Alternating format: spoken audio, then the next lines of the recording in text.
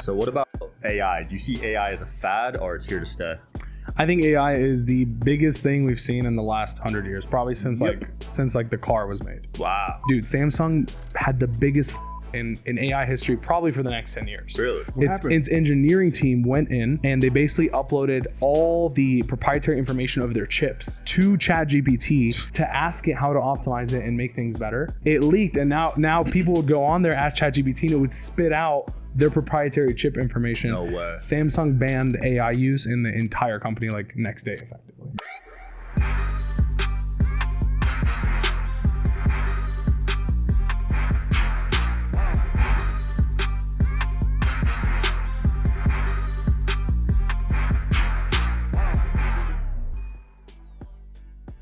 Welcome back to the Digital Social Hour. I'm your host, Sean Kelly. I'm here with my co-host, Wayne Lewis. What up, what up? And our guest today, Eddie Maalouf. What's up? Man, how's it going? Good, man. Thanks for having me. Appreciate it. Absolutely. How you feeling? I'm feeling awesome, dude. Just got off the plane, ready to dig in. Came from Mexico, right? Yeah, came from Mexico and walked in, and there's a car sitting on the chair right before I got on the podcast. We like to mix it up. You know? That's how we do it over here. Love that, We dude. get the best people from their space, which you're one of them. And I'd love you to explain people watching what you do. Yeah, so long story short, I do digital marketing. So I got a company with about 120 employees right now. And we basically focus on Facebook ads, YouTube ads, pretty much anything online, creating content, email marketing. Mainly we push like e-commerce revenue on Shopify, as well as some pretty big people in like the coaching and info product space right now. Nice. And how did you get good at marketing to be able to start your own marketing company? Yeah, so originally I wanted to start my own fitness supplement company. I basically wanted to create a bodybuilding.com in the Middle East. So when I was like 19, 20, which is like 10 years ago at this point, I basically created a business plan. I got really deep into marketing. I figured out Facebook ads before like anyone knew how to use them, influencer marketing. And I basically wrote down like a 30, 40 page business plan and took it to supplement companies, like really big ones, $1 billion brands, so that they would give me the rights to distribute in the Middle East solo. And I got exclusivity from all of them. And then I basically went to the Middle East, started implementing that plan with like influencers, Facebook ads, stuff like that. Long story short, a lot of politics got involved. And then I started taking the skills to like my family's companies. They had like water parks and things like that. And I like tripled their business in like a year. And I realized what I could do. And then from there, people basically started talking and started taking on clientele and building a company out of it. Nice. And which platforms are you seeing success with this year? YouTube and Facebook? Yeah, YouTube and Facebook, definitely. We probably spend at this point maybe 10 million a week. Jesus. Maybe more than that. Probably it's 10 to 15. What's your ROI on that monthly? Depends on every Probably brand. 100 a month, maybe. No, that'd be insane. No, I mean it's probably. He said 10 million a week he's spending. Yeah. Oh, a So week. Oh. yeah. Spending So 10 in a million month a it's probably like 160 million. Bro, to 200. his ROI has to be over 100. He's spending 10 million a week. Yeah. Wow. So like I'll give you an example. Like right now we just ran like a webinar.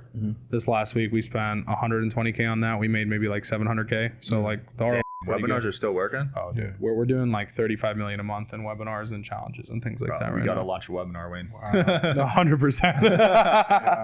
Yeah, it's Has pretty anyone crazy. done a podcasting webinar yet? People do podcasting VSLs, which are like video sales letters essentially. Basically what they are is like just a shorter webinar and pitching people. A lot of people do that. I've tried a few. It didn't work out for me. It's kind of niche, I guess. Yeah, a lot of they people like- are introverts and don't want to start a pod. So. Yeah, exactly. That's probably part of it. So what about AI? Do you see AI as a fad or it's here to stay?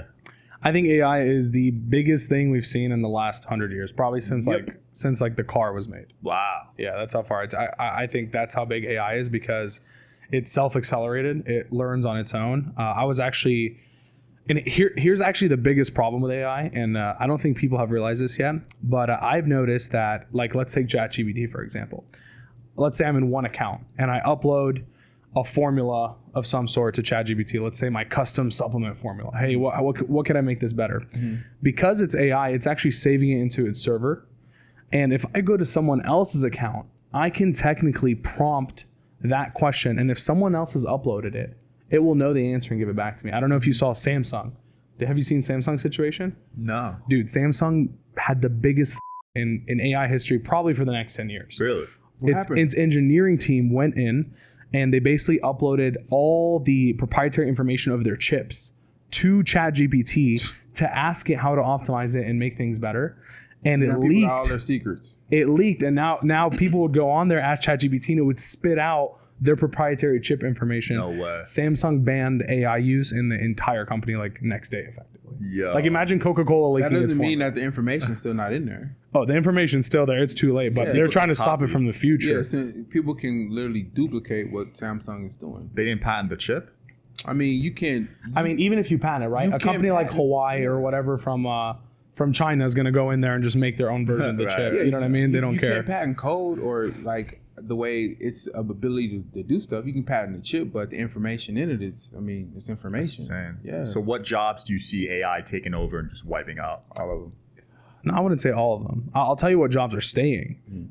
Like handyman work, construction, things that require Yeah, physical but kids labor. don't want to work no more. Physical labor will be the robots' jobs. Kids ain't. But how long before we get to robots that are like repairing your house? Let's be honest, like take decades. 20 years, bud. Decades. yeah, It'll take 20 years, right? But I feel like from a software standpoint, I feel like the humans will be controlling the robots in a sense. But that's just. But like how long before we have a robot? No, so there's phases, right? It's Yeah. like phase one, like we have the robots that actually can do the handyman work.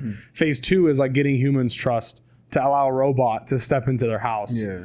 to do the work itself. You know, I Kids think don't we're wanna at least work. like 25, 30 years Yeah, they away. don't want to work no more though. That's the problem. So that industry is not going to go anywhere. That's the demand's going to get higher. It's going to get more expensive.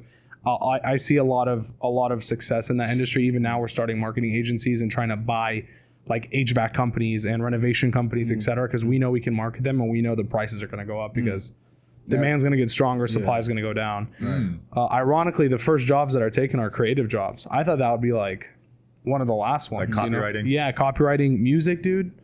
I mean, 10 seconds, I can go write a song that's better than Bro, I 99% listen of to the shit that fake people- Drake songs all day. Those are pretty good. Fire. They're amazing. What? They're not even, dude. They're on the charts, bro. It's like Bro, I another listen to level. fake Drakes all day. I'm sorry, them shits are fire. If I was a record label owner, I'd be. I'd be sweating right So now, you bro. know what record labels have to do, and this might be a little far fetched, but it'll make sense. I feel like they're gonna have to own the artist's tones and the melodies. You're gonna have to own those. So now you can push that over. So even if an artist does die, which pretty much a lot of them do, they're still able to make songs, but they have to own the rights to the actual voice of the artist. Wow. 100%. And Someone did that's- that. But then that's when you Really? can actually, I feel Yeah, like that's so- when you can actually stop AI because now you actually own the tone of the artist. So the Drake and Weeknd big song came out, right? Was it Drake and Weeknd? Yeah. I think it They was got a both. lot of them. They're all- It popped, they're right? all It went banging. crazy. Yeah, yeah. And then they're trying to shut it down. They're trying to stop everything from going. And then another big artist, I forgot who, but I think it was a female artist. She was like, hey, just give me like 10% royalties Elon on it. Musk, baby mom. I don't mean to say it like that, but it's, Oh, Grimes? yeah. She actually created an app that enables people to actually use her voice and likeness, but she takes I think she do a 50-50 split. On, Like on that makes on the sense. back. That as an artist, that is how you win, bro. Right. You just give other people 50% and let them rip the best songs they possibly can with your voice. I feel like Who most cares? artists should do that. I think Drake should team up with some of these AI writers, bro. Them songs are fire. Dude, you can get hundreds of millions of views and Yeah. take a 50%, 60% royalty rip on them and do no work Probably more than that. whatsoever. Take Who 80 cares? 80% That's what I'm royalty, saying, bro. dude. Yeah. Just from your voice. Yeah. Wow. The That's songs what I are would- fire. Yeah, that's what I would do as an artist, man. Yeah. 100%. It just makes sense, right? It just, you don't have to go after everybody. It's like, yo, y'all put it out as long as you don't put me out dissing nobody.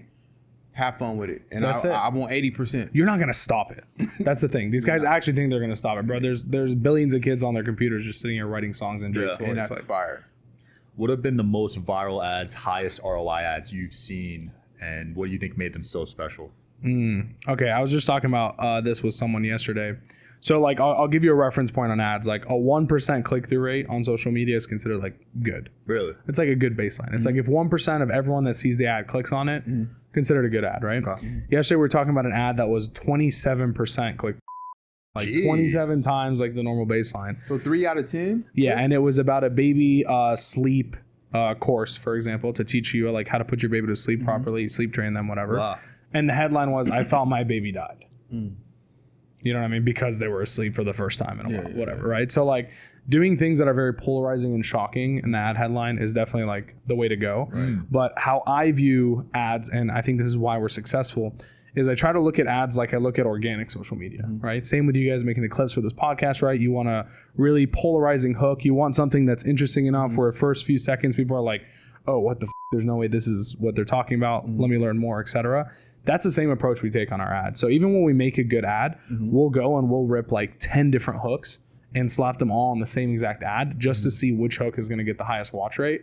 And that's how we're running it. I think too many people play their ads wrong. And too many people think about how can I get people to click? How can I get them off the platform as quickly as possible? Right. When the real game, if you really think about it, Facebook's trying to monetize, YouTube's trying to monetize, all these guys are trying to monetize, right? The only way they're going to monetize is by getting as much attention and watch time on the platform as possible. Right.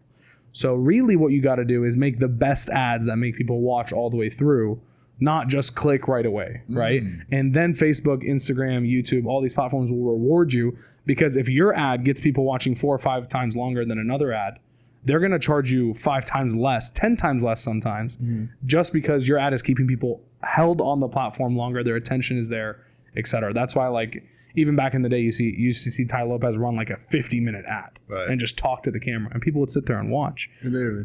And he'd do so well because, like, YouTube's like, dude, people are watching 40 minutes on average on this video. Run it. You know what I mean? And that's the real formula at the end of the day.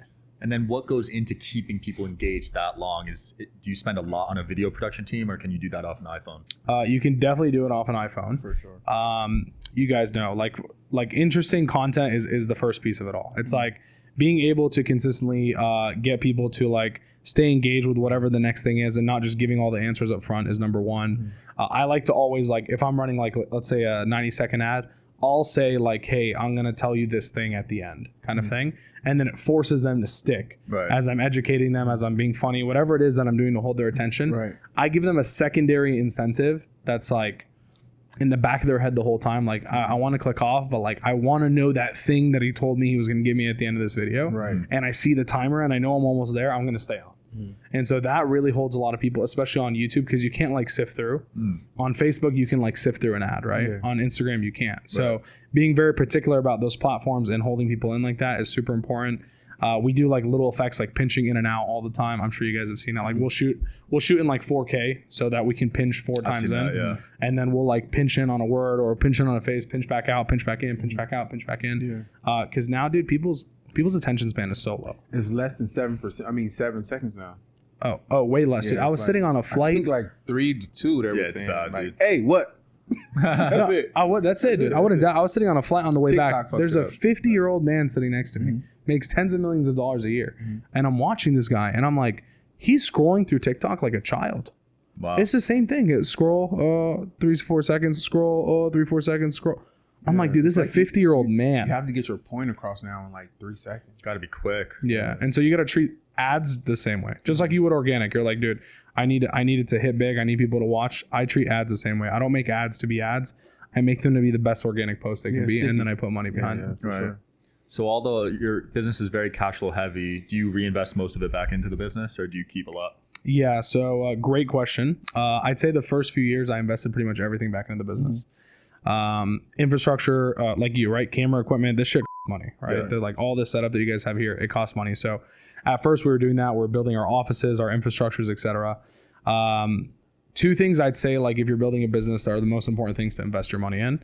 Number 1 would be your own brain, like your own mental ability to understand things. Like I probably spend $500,000 to $600,000 a year just going to like events, masterminds, groups, learning, like educating myself as much as possible, because I know, dude, like whether crypto goes down, whether the Fed raises the rates on real estate, no matter what the happens, the market crashes, it doesn't matter. Right. Like I if I'm growing mentally, I've seen my income quadruple virtually every single year because I've invested so much into my brain. That's number 1. And at this point, number 2, I invest pretty much any chance I get to find someone extremely talented, not just like, oh, he's a potential good fit for the company. I'm saying like, yo, I want this kid at all costs to work for me. Right. I will spend that money on them. And that's where most of our money goes right now. Last month we spent maybe almost like $700K in payroll.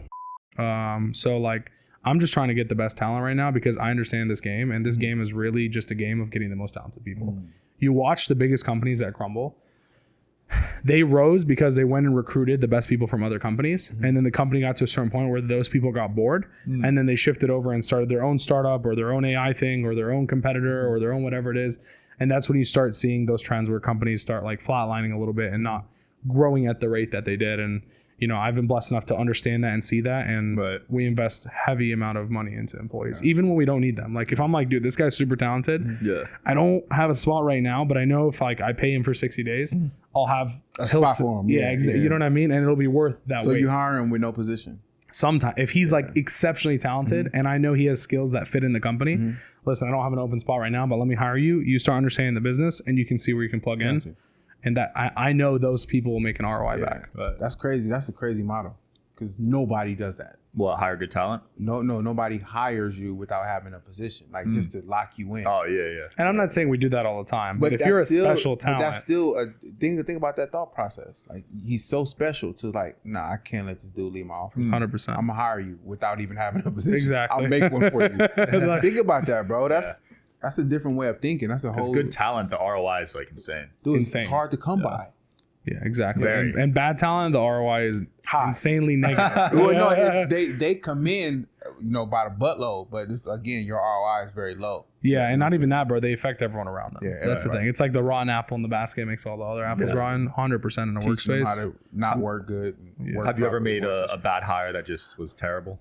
Plenty of times, dude. And here's the thing. Having a good hire does not correlate. Like being the smartest person does not equal being a good hire. And I've fired people in the past. I do this thing. So let me put it this way. I do this like trick, I guess, in my company with my leaders twice a year. And I spontaneously ask them to give me the bottom 5 culture fits in our company, like people. I'm like, you're not allowed to leave this meeting until you slack me 5 names of people you feel are like the worst fits for the company so that I can see what you guys think anonymously. I'm not going to tell anyone who voted who. You give me 5 names and you can leave this room. Otherwise, you're stuck in here all day. And I'll have like my top 10 people in the company basically give me their 5 names. And you'll start seeing 8 votes out of 10 for this guy, 9 votes out of 10 for this person. And you start understanding, dude, like if my top 10 people in the company are telling me this person is in the bottom 5 fit of the company, like I as a leader need to take action. And I remember firing this person and every single person voted for him, all 10, unanimous votes. And every single person next to him in parentheses said something along the lines of like, but he's one of the smartest people I've ever met. But his brain is on another level. But he's number 1 on their list of 5 every single time. And so sometimes it's very important to understand, like just because someone's super smart or they're bringing you value, there's other things that are affecting the culture of the company, that are affecting maybe the productivity of other people, how people perceive leadership, how much respect they have because they see this person not respecting leadership. You got to cut those people, dude. And that's been one of the hardest lessons, honestly, growing a company with a bunch of staff.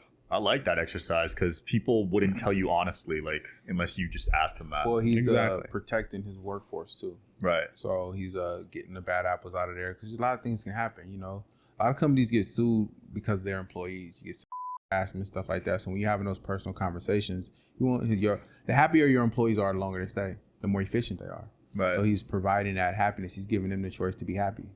That's different. It's cool, but it kind of stirs the pot a little bit. 100%. But you got to stir the pot, bro. Yeah. Here's the thing, dude. If you don't stir the pot, like everyone gets complacent. Yeah. It's the same thing. Like I'll give you this. We never wrote up anyone like physically in our company. We never like gave them a piece of paper that was signed. Like, hey, you did this bad thing. We just be like, yo, hey, bro. Like, how many are gonna make this mistake? You know what I mean? This is like the 5th time. Come on, let's not do this again. You know what I mean? Then surely 2 weeks later, dude makes the same mistake again. Yeah. We went to a write-up system where we actually write people up if they do something that's like big enough to be a write-up. Right. Bro, straight as an arrow every time. Like, fucking, it could be the worst person. You write them up. The next 60 days, they're flawless. They don't make a single mistake. Everything's and that's just because you stir the pot. You're like, listen, no one here is invincible. You know what I mean? Here's a piece of paper that you signed that says all the things you did wrong, and it carries a different level of weight with people. And I'll tell you, it's changed the entire organization of our company. Like, you will see people straighten out every single time, whereas we used to just be nice and say like, hey man, be better next time, or don't do that again, or whatever. And like, it just carried no weight. And so when people see someone getting chopped off the block because they were a bad example, they start understanding that like no one here is invincible. If this guy who was like in this high position, who's super smart, everyone voted out because of this reason, then I need to step it up, and I need to always show up every day 100% to work. Otherwise, that could be me at the end of the day. Right. A lot of people get complacent. Too many do. Most do. Especially if they're making a lot of money or decent, what they perceive as a lot of money, a decent amount. So how do you structure the money part? Is there a bonus for like good work? Yeah, so it depends on the position. Not every position has bonuses, right? Yeah. I've noticed. I've surveyed my entire company. At the time, we were maybe like 80 people, and I asked, "Would you prefer higher salary and no bonus, or would you rather have same salary with a bonus?" And I would tell you, maybe 70-80% of people voted higher salary, no bonus. Really? Yep. Yeah, and the reason why they do that because it's guaranteed, but they don't understand that you can peak over that with bonuses. Yeah, I would choose the bonus. Forces you to work hard. Plus, he'll notice you a lot more if you're in your bonuses. You'll probably get promoted likely faster than the person he's just paying higher salary. Yeah. These people get complacent. These people drive because they made $50,000 last month. Now they're making $100,000. He's gonna pay attention to them. 100%. And that what you said is super important. You said I would take the bonus. Yeah. And I'll tell you, pretty much anyone that runs a company would take the bonus. Yeah. Because they understand I'm playing to my ceiling. You know what I mean? Any job I had before I started running a company was always in sales because I don't want a salary. I don't want to be told that I'm going to make $5K this month. If I'm as good as 6 other people, I should get paid as 6 other people. Right. You know what I mean? And so that's the mentality of a business owner. But most people don't think like that. But I'll tell you, every single person I've gotten to quit their company. So I've gotten people who run other marketing agencies, make maybe $1 million a year, let's say, to come leave their company and come work with me. All of them are on a high salary plus a very high bonus structure because that's the world that they want to live in. They want to say, dude, I want to play my ceiling. I don't want to like leave my company and come work for $150K a year. I want to come and be able to work for $150K, but if I do good, I can make $300K. You know what I mean? And those are the high level talented people. And in the marketing and creative world, those are the people that are probably the best fits for like an aggressive growth work environment because they want to push. They always want to push. They want to show up late. They want to show up on a weekend. They want to do whatever it takes to hit those numbers, to hit the bonus. And in most cases, a bonus in my company, it's a profit share base. So like you're running a department, you'll get a profit share of this department if it's a certain amount of profitability. And everyone in that department will also get a bonus based on how profitable we are. So we basically set a baseline. Let's say, you know, this department needs to operate as a 40% margin. Right. As long as you guys are at a 40% margin, everyone gets 10% split up between all of you guys. Just That's an cool. example. Like a pool, an employee pool. Yeah. One of the things I love that you did was when you first moved into your college dorm room, you knocked on every single dorm in that building. Yeah. Why did you do that? Dude, I'll tell you. So my college, I went to University of Georgia for reference. It's fucking massive. Like in the football world, it's like number one, number 2, always. Yeah, my nephew's getting recruited there. Great school, dude. We have like at the time we had like 50,000 students. And in high school, you know, I was outgoing and I played soccer and I played basketball and I did all these things. But I had like an identity, right? It's like you have the same identity from middle school to high school. You kind of like carry it over, whatever it is, right? And my dad was driving me to college, and I remember sitting in the car and like coming to the realization, like, you know what? As of today, no one knows who the I am. I can be whoever the I want to be. Right. I could show up and, you know, be super cocky. I could show up and you know, be a jock. I could be super like simpy. Whatever the it is. From this day on, this is what everyone's going to know me as in this university because this is where I'm going to live. So I was like, you know, I think the best way I want for everyone to identify me is like everyone knows me. And if I can get everyone to know me, I feel like that's a status that doesn't matter good or bad in any way. It's always good. It's like bad publicity is always good publicity kind of thing. Doesn't matter. As long as everyone knows Eddie Maalouf, I'm okay. I'll be able to get into every party. I'll be able to get into every situation. And it worked because I ended up being friends with all the athletes, all the basketball players, all the football players were my boys. I go to all their parties. I throw all the parties.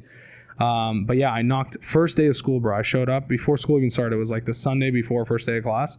9 floors, probably 40 rooms, a hallway, 50 hallway. Dude, and I knocked on every door. That's but guess crazy. What, bro? By the first week, everyone knew who the Wow. Everyone, because dude, how many people are in this building? And then they go and make 400 doors. That's what I'm saying, bro. They go and make 200. They make 20, 30 friends each. I know the whole campus now. That's it. You know what I mean? Like just like that, I have 20,000 people that I know indirectly. So you just knocked and introduced yourself. That's it. Hey, I'm Eddie. I live on the 4th floor. I'm in room whatever 427, whatever the it was. You know, nice to meet you. Hey, let's exchange socials. Boom, boom. So how did that make your college experience easier as far as your network and growth aspect? Like? Dude, I got whatever I wanted in college. No, really, that was it because I knew everyone. Wow. You know what I mean? Like I wanted to get into a party, I got in. If I wanted to get into a football game, I couldn't get in. I knew someone who was on the team get me in. You know what I mean? If I wanted to get into a bar and I didn't have a fake for whatever reason, I knew the guy who worked the door. Like, like nothing mattered. You know what I mean? And in college, it's like virtually like no rules. That's- You know what I that's mean? crazy. That's a so different kind smart. of I wish I did that. determination. Like knocked on your first day, right? First day, bro. first And day. and even to get crazier, first semester, I never sat next to the same person at any meal or any class. So Wow. I was like, it's fucking dude, it was awkward as sometimes because like you go to breakfast at like 7 a.m. right? No one in the whole cafeteria. I'm talking 400 empty tables. Yeah. One dude sitting on a table by himself. You go sit next. I'd be like, hey, bro, can I sit here? And he'd like look around. He'd be like, what the is this guy doing? And I'm like, sure. And then I'll sit down and make a friend. You know what I mean? That's so funny. same with classes, like the auditorium classes, like Yeah. 400 people. I just sit somewhere new every time. Be like, hey, I'm Eddie. Wow. And then, you know, by the end of the first semester, I knew literally like everyone on the entire campus. That's insane. Yeah. Did you graduate? I did graduate. Oh, yeah. nice. Yeah. I thought you were surprised. gonna be like, no, hell no. So I'm Middle Eastern, right? I'm Lebanese, and my parents, like how I look at it is like they went through so much. They pushed me through the entire school system. I'm just gonna finish for them. But before I even graduated, I was already running a company. Okay. I was doing that supplement business. Yeah. And I remember going to fly to Vegas to have those meetings with the guys who own the brand. Some of these guys are billionaires, dude. And I remember like telling my teacher, hey, listen, I gotta go. I gotta do this. I'm not gonna be here for this exam. And he's like, cool, I'm just gonna fail you. I'm like, All right. imagine we're in a business class right now, sir, and you're teaching me business, and I'm going to do it. I have a company, and I'm going to have meetings with billionaires, Yeah. and you're gonna fail me in your business class because I'm doing the thing that you're trying to teach us to do. Right. I'm like, bro, let's be reasonable. Anyways, long story short, he ended up giving me like a flush 80 or a flush 90 for it because he understood the situation. But I was like, bro, what the f*** are you gonna fail me for? You're trying to teach me this shit. I'm doing it. Right. I always thought business and marketing professors were kind of ironic in Because they don't have experience. Yeah, they None only of have textbook experience Yeah, for the none most of part. them. They're just None. curriculum guys. None. Yeah, There was well, one those- teacher I had who had experience, and was the only guy I ever listened to. Yeah. Every other class, I kind of chill, whatever. Like I do my thing. Yeah. Honestly, I was blessed where I was like very intelligent. Yeah. And like for example, like economics, I would skip every class, and the class would just tell me when the exams were. Yeah. And I would tutor the whole class. I'd tutor like 20, 30 people, not going to class the day before the exam, and that's how I studied. I would like explain all the and I go to class and do it, and I'd be out of the class in like 5-6 minutes. Wow. So I was really blessed. But this guy, I remember it was like my statistics teacher or something. He starts the class with, I'm like, whatever, this guy's lame. He looks like a bum. He starts the first class He with looks an like a intro. He sold a company for like $30 million. He did this. He did. I'm like, bro, this is the guy I want to listen to. That class, I never opened a laptop, never pulled my phone out. I was like, I would ask him like real life questions. Like, what would you do in this in business? Oh, I did this. And Wow. that was f***ing awesome. And I was like, dude, I wish every teacher, like they just pulled in people to teach like one class, and they would just be sick at business. So Dude, that they you can could actually- afford it with the tuition they charge. I Definitely. mean, That's come what on I'm now. saying, bro. Hundreds of thousands of And- dollars over the semester. Instead of teachers being more having a business acumen, which I feel like they should hire entrepreneurs. Yeah. They want you to have a degree and all that, but it's like entrepreneurs.